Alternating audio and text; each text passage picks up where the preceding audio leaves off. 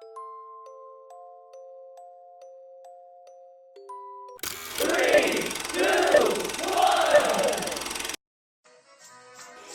stand by for further details. We return you now to your regularly scheduled program.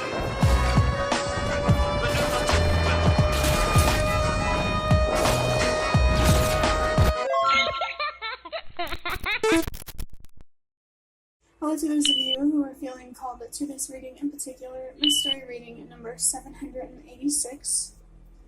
Before getting into this reading, chances are that most of the people watching this video are not subscribed, so if you are a reoccurring viewer, you enjoy my work, and would like to help support the growth of my channel, feel free to do so by sticking around and hitting that subscribe button down below and ringing the notification bell next to it. If you feel called to, my name is Elizabeth, by the way, forgot to say that, but my current goal is 500 subscribers so I can have access to offering channel memberships. I'm just focused on the milestone of 200 subscribers for now to reach that 500 subscriber goal, so if you help me out on this journey, thank you very much. I looked down at the timer and I saw the number 55. I know in a reading recently, the number 55 was significant as well. Only take it if it resonates. Of course, it could be an age for somebody, but it doesn't have to be. It doesn't even have to resonate at all. It's okay if it only resonates for like 1 or 2 people. But starting with interpreting the number 786. The number 7 is about learning, wisdom, growth, expanding your consciousness. This is about growing your awareness, aka learning something. The number 8 is about letting go. Maybe there's some darkness on the inside that you need to let go that is meant to teach you something. Only take that if it resonates. The number 8 is also a reminder of how connected we all are, that loss is an illusion. It's just change. And of course, to gain something, like in terms of change, to go from like point A to point B, you have to let go of point A. So you are losing something. The loss is real. But the illusion is looking at this loss as an ending that is much bigger than what it actually is. Don't let a loss rob you of your ability to experience joy, to embrace things again.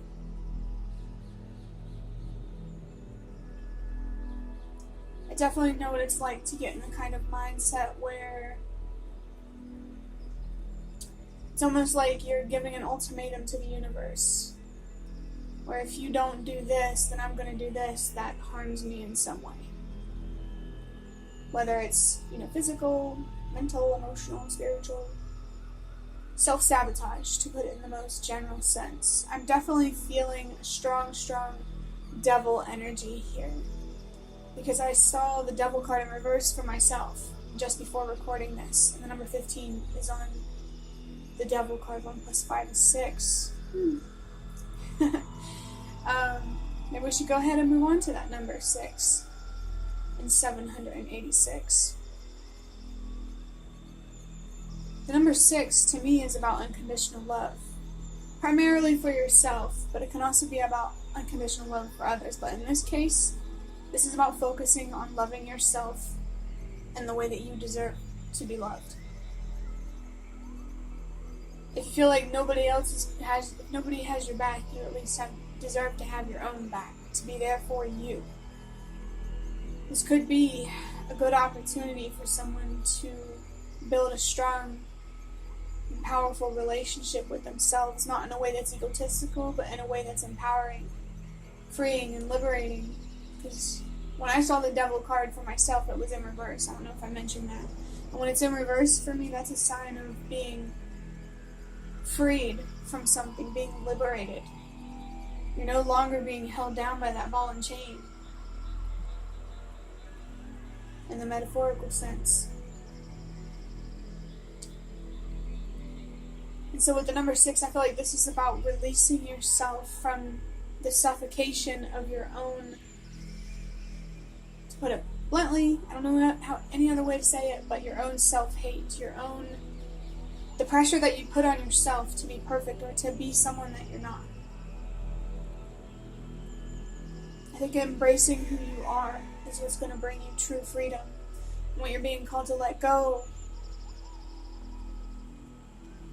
is the freedom, is whatever it is that takes away the ability to express yourself freely. This feels like more about judgments that you have about yourself, and I definitely think that in general self-love is meant to teach us a lot. Because I feel like we're kind of at a point socially where empathy is, most people have empathy. They can see things from other people's perspective, but I feel like what we're really missing is empathy for ourselves. We're so ready to give to others and please others that we forget about giving to ourselves and pleasing ourselves. But it could also go the opposite direction, where we give so much to ourselves and we please ourselves so much that we forget to give to others and to please others.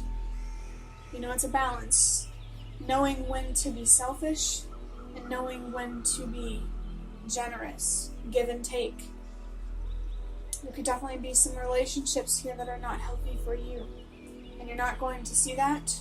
You may not see that. Depends on who's watching this. You may not see these unhealthy relationships until you see the unhealthy relationship that you have with yourself. The relationships in your life mirror the relationship that you have with yourself, because the standard that you set for how others treat you starts with setting that standard of how you treat yourself. So if you want healthier relationships, work on having a healthier relationship with yourself. Work on the frustration, the negativity on the inside, the darkness, the heaviness. Work through it and transmute it into light. Free yourself, liberate yourself. Feathers could be significant for somebody. Maybe as a symbol, maybe birds are significant too. I know for me, birds have come out a lot on this channel, so much so that the word uccelli was coming through, which means birds in Italian. So maybe someone's ancestors here, maybe they're trying to send you signs through birds or feathers. I feel like the air and wind is significant as well. It's making me think of not only the element of air, but also the zodiac signs of air: Aquarius, Gemini, and Libra. I'm feeling particularly drawn to that Libra. Libra is on the Justice card. To bring justice in your physical reality, balance, you first need to bring justice and balance to your internal reality. Manifestation starts from within, because of, I want to say, the law of attraction. I believe that whatever frequency you put out is what you're going to get back. If you put out negativity, you're going to get negativity. Like, our reality is a mirror of what's going on the inside. So, remember that. Adding up these numbers, 7 plus 8 is 15, and 15 plus 6 is 21. 2 plus 1 is 3, which is about communicating, expressing yourself, healing, building, growing.